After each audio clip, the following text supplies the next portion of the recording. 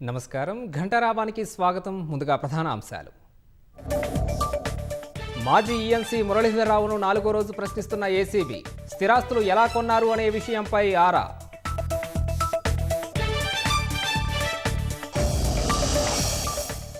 గోవా గవర్నర్గా అశోక్ గజపతిరాజు ప్రమాణ స్వీకారం. కార్యక్రమానికి హాజరైన పలువురు ప్రముఖులు.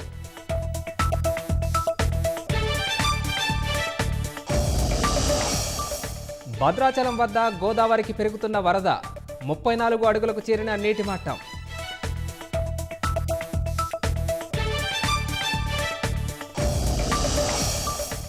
కృష్ణా గోదావరి ప్రాజెక్టులకు కొనసాగుతున్న వరద.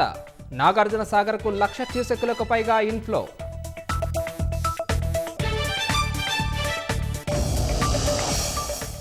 కంబోడియా, థాయిలాండ్ మధ్య ముదురుతున్న వివాదం. సరిహద్దు ప్రాంతాలకు వెళ్లొద్దని భారత పౌరులకు కేంద్రం సూచన.